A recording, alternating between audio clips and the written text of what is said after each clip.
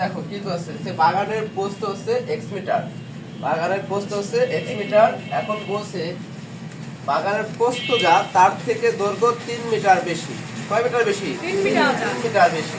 তাহলে আমরা জানি যখন বেশি বলবে তখন সেটা প্রস্থের সাথে প্লাস হবে, আর যদি কম বলে তাহলে প্রস্থ থেকে কি হবে? মাইনাস হবে। যেহেতু বলছে প্রস্থ থেকে দৈর্ঘ্য 3 মিটার বেশি, সেক্ষেত্রে জন্য x প্লাস 3 মিটার হয়েছে।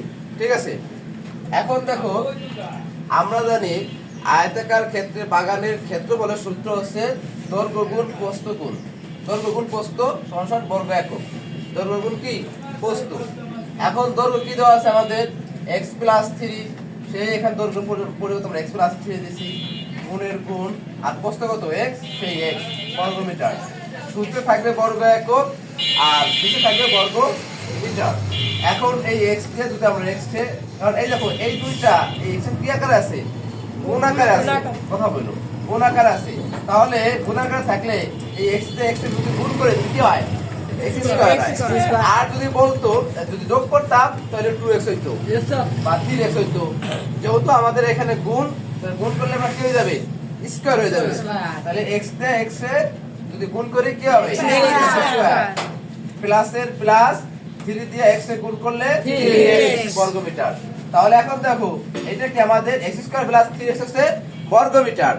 এখন প্রশ্নে বলছে যে আয়তাকার বাগানের ক্ষেত্রফল 10 বর্গ মিটার। কয় মিটার? 10 বর্গ মিটার। এখন প্রশ্ন আছে ক্ষেত্রফল 10 বর্গ মিটার, আমার এইটাও x স্কয়ার প্লাস 3x এইটাও কি বর্গ মিটার, মানে কি এটাও ক্ষেত্রফল, দুইটাই তো ক্ষেত্রফল। এখন আমাদের যদি দুইটাই ক্ষেত্রফল, এটাও ক্ষেত্রফল 10 ও ক্ষেত্রফল, তাহলে আমরা লিখতে পারি না প্রশ্ন মতে এইটা সমান সমান 10, কারণ এইটাও তা 10 ও কি তাই, কেননা এটাও ক্ষেত্রফল 10 ও কি ক্ষেত্রফল, তাই লিখতে পারি প্রশ্ন মতে x স্কয়ার প্লাস 3x সমান 10। এখানে লিখছি কারণ এটাও হচ্ছে ক্ষেত্রফল, এটাও কি ক্ষেত্রফল, তাহলে এত সমান সমান 10। এখন দেখো এটাকে এটা একটা সমীকরণ কি হয়ে গেল? একটা সমীকরণ।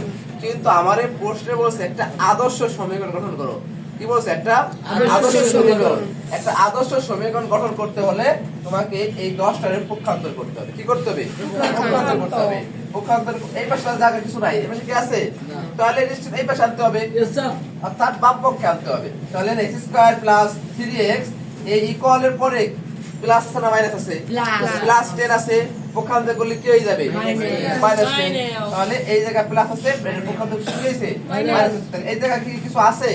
এই দুটো সমান সমান ইকুয়াল 0। এটি একটি আদর্শ সমীকরণ।